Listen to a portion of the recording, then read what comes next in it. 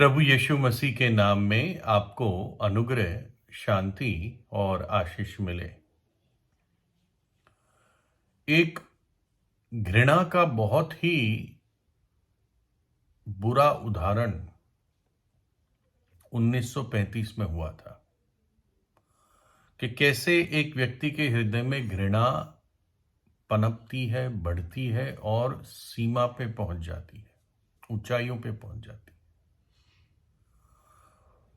और ये तो हो सकता है कि एक व्यक्ति अपने शत्रु से घृणा करता है, ये आम नेचर है।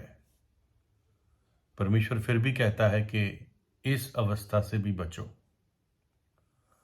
लेकिन यहां पर एक ऐसे शख्स थे जिनका नाम मिस्टर डोनोहो था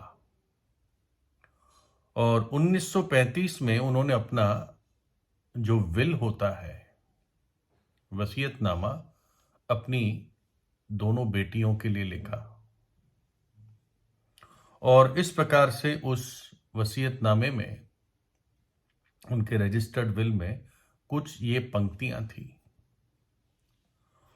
और ऐसे लिखा था मिस्टर डोनोहो ने मरने से पहले कि जो मेरी दो बेटियां हैं, फ्रांसिस मरी और डेनिस विक्टोरिया, ये दो बेटियों का नाम था, फ्रांसिस मरी और डेनिस विक्टोरिया। और क्योंकि मैं एक प्रेमी पिता था और इन्होंने मुझसे बुरा बर्ताव किया, सही रीति से मेरे सामने कभी पेश नहीं आए, मेरी दोनों बेटियां, बैड एटीट्यूड था, तो मैं दोनों को एक एक डॉलर छोड़ के जाता हूं, सिर्फ एक एक डॉलर।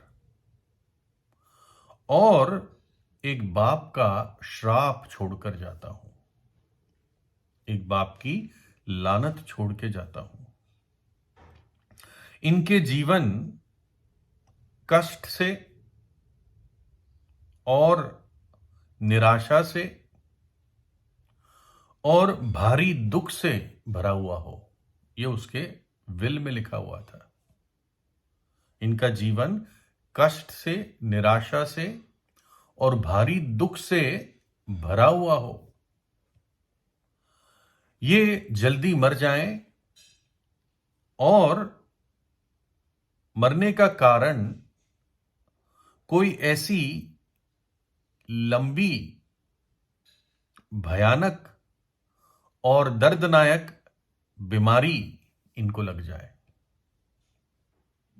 ये उसने विल में लिखा था कि इनकी मृत्यु का काम जल्दी शुरू हो जाए, लेकिन ऐसे ही ना मरे ये, लेकिन कोई दर्दनायक, बुरी, मैलिग्नेंट उसने लिखा था, यानी कैंसर जैसी कोई ऐसी बीमारी इनको लग जाए दोनों को। और जो आखिरी लाइन उसने अपने विल में लिखी थी, वसीयतनामे में, वो लेखक जिसने ये लिखा था वो कहता है, मुझे बोलने में भी घबराहट होती है, मैं कांपता हूं इसको बोलने से। उसने ये लिखा कि इनकी आत्माएं नरक में शांति पाए, जबकि नरक में कोई शांति नहीं है, लेकिन इनकी आत्माएं नरक में विश्राम पाए।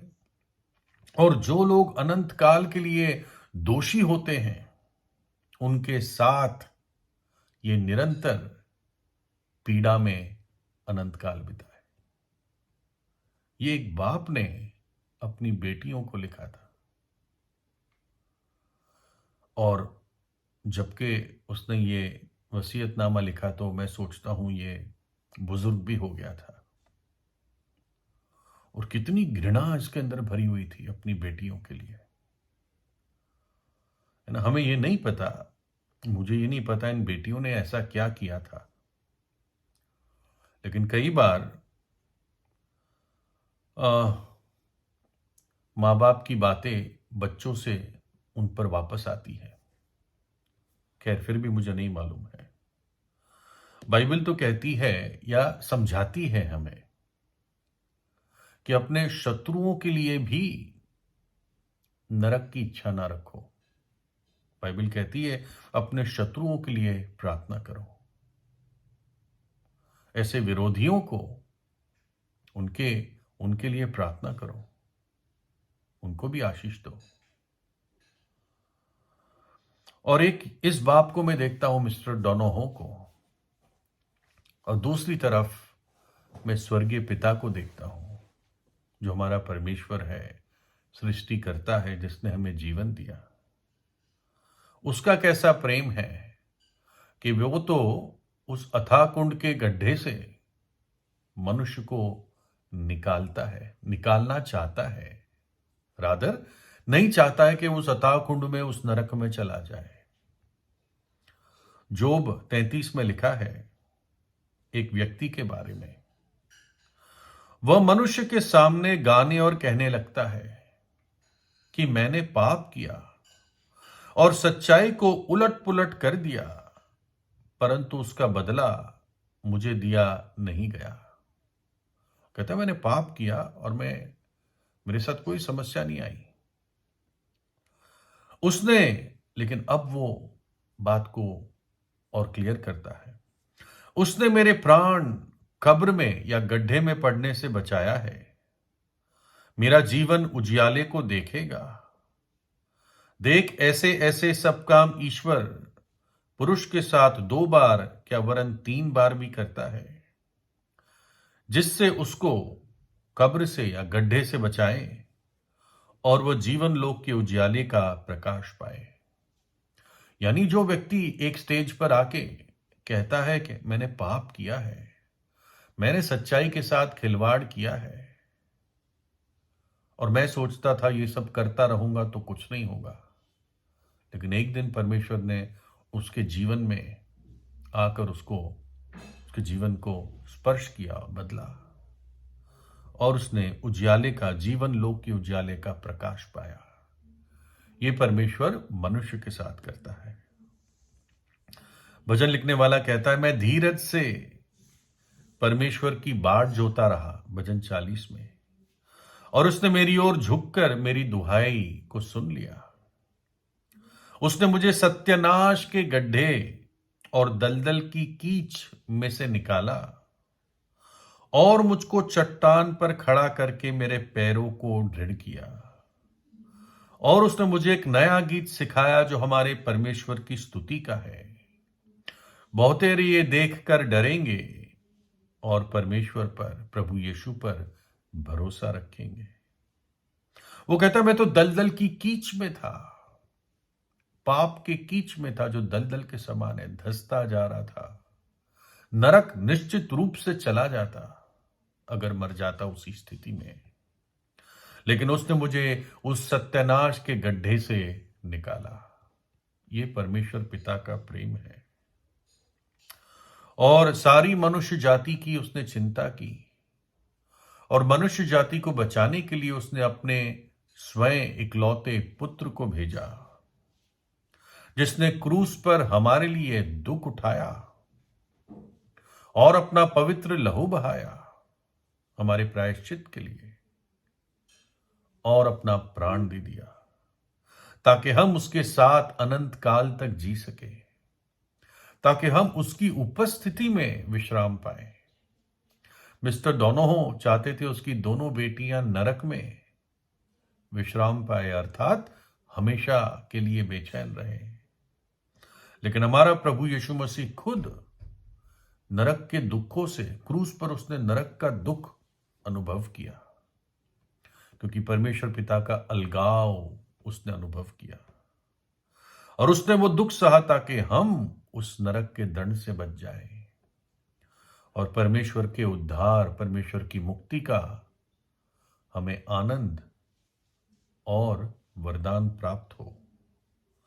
प्रभु यीशु मृतकों में से तीसरे दिन जी उठा, और जो उस पर विश्वास करता है, प्रभु यीशु का लहू उसे सब पापों से शुद्ध करता है, हर प्रकार के पाप से शुद्ध करता है। कोई ऐसा पाप नहीं जो यीशु का लहू धो ना सके, अगर एक व्यक्ति सच्चाई से और खरे मन और टूटे हुए मन के साथ परमेश्वर के पास आता है।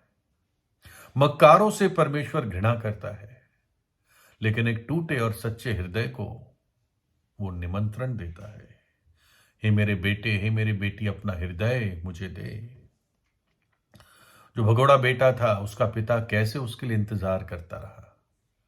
बेटा अपना हिस्सा लेकर दूर देश में चला गया, अय्याशी में सब कुछ खो दिया। अकाल आ गया, सूअर चराने लगा, सूअर का खाना खाता था।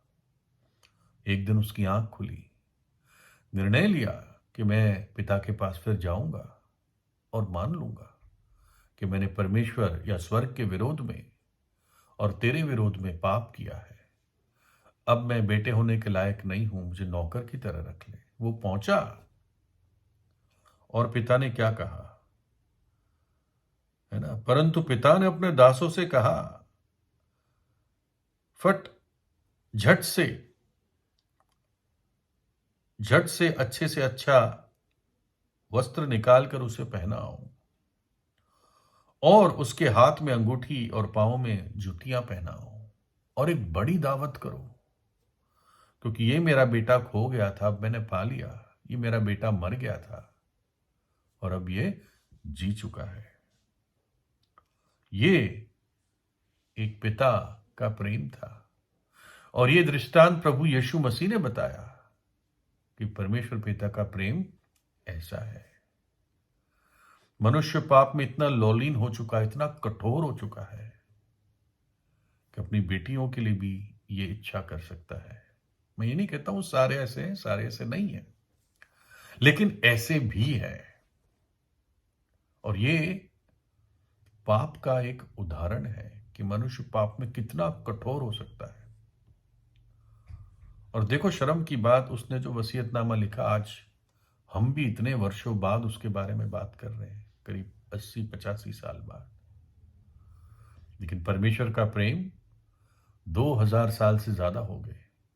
उस क्रूस पर जब प्रकट हुआ, जब परमेश्वर के पुत्र ने हमें बचाने के लिए अपने आप को दे दिया, उस प्रेम की चर्चा दुनिया भर में हर एक कोने कोने में प्रचार किया गया।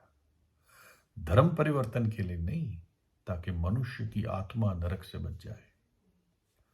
प्रार्थना कीजिए, इस प्रेम को हृदय में अपनाइए। प्रभु यीशु से कहें, प्रभु यीशु मेरे पापों को क्षमा कर दीजिए और मुझे अपने लहू से पवित्र कर दीजिए। मेरे हृदय में आइए, मुझे नया जीवन दीजिए।